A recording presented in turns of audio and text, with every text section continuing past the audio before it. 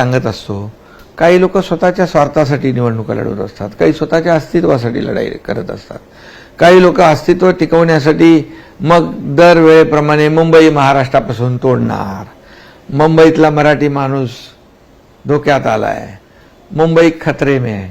पण ॲक्च्युली बघायला गेलं तर गेल्या अनेक वर्षापासून ही जे काही निवडणुका आल्या की काही लोक मुंबई महाराष्ट्रापासून तोडणार, ही जी काय आवई उठवतात ही आता कॅसेट जुनी झालेली आहे. आता लोकांनाही ते अंगवळणी पडलेलं आहे. पण लोक ही निवडणूक भावनेच्या आधारावर निवडणूक जिंकता येणार नाही. लढवता येईल पण जिंकता येणार नाही. लोक मुंबईकर सुज्ञ आहेत. गेले 20 वर्ष 25 वर्ष ते काम पाहत आहेत आणि आता लोकांना डेव्हलपमेंट पाहिजे, लोकांना विकास पाहिजे, लोकांना सोयीसुविधा पाहिजेत, लोकांचे जीवनमान बदललं पाहिजे, लोकांना वाहतूक कोंडीचा त्रास नको आहे, लोकांना चांगले रस्ते पाहिजेत, लोकांना पिण्याचं मुबलक पाणी पाहिजे, लोकांना चांगली उद्यानं पाहिजेत, लोकांना मेट्रोचा प्रवास पाहिजे. ह्या सगळ्या गोष्टी ज्या आहेत या मुंबईकरांना पाहिजेत. आणि मला आनंद आहे, मला अभिमान पण आहे. मी जेव्हा मुख्यमंत्री झालो तेव्हा काही गोष्टींना मी आणि देवेंद्रजींनी हात घातला. कॉन्क्रीटचे रस्ते आम्ही केले, मुंबईतले काम सुरू आहे. मे मध्ये जवळपास बऱ्यापैकी कंप्लीट होतील आणि पुढच्या म्हणजे या डिसेंबरपर्यंत मुंबई खड्डेमुक्त होईल. का नाही केलं आतापर्यंत? सिवरेज ट्रीटमेंट प्लांट नाही केली आतापर्यंत. ती मुख्यमंत्री झाल्यानंतर आम्ही केली, त्याचं काम सुरू झालं. 1.5 वर्षामध्ये पुढच्या कंप्लीट. आता पण प्रदूषित पाणी आपण समुद्रात सोडतोय.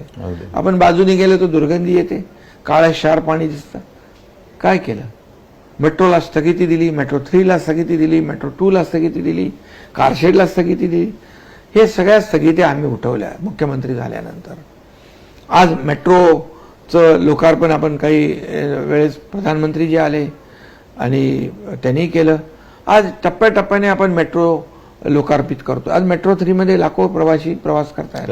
खरं आहे ना, ते करतायत. त्याला स्टे द्यायला सांगितला होता. मग अशा पद्धतीने मेट्रोचं जाळं जे आहे, आपण 337-400 किलोमीटरचं हे जाळं कंप्लीट करण्याचा उद्देश आमचा आहे. आणि लास्ट माइल कनेक्टिव्हिटी लोकांना आम्हाला द्यायची. लोकांचे जे प्रवासाचा वेळ जो आहे तो वाचवायचा आहे. ते लवकर कामावर पोहोचतील, अतिशय क्षमतेने ते काम करतील, लवकर घरी पोहोचतील, आपल्या परिवाराला वेळ देतील. हे सगळं जे आम्ही करतोय ते एक विकासाचा अजेंडा घेऊन ही निवडणूक आम्ही लढवतोय. महाराष्ट्रातील सर्व बातम्यांचे विश्वासार्ह व्यासपीठ.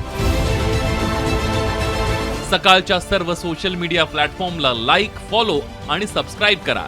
तसंच सर्व नोटिफिकेशनसाठी बेल आयकॉन प्रेस करायला विसरू नका.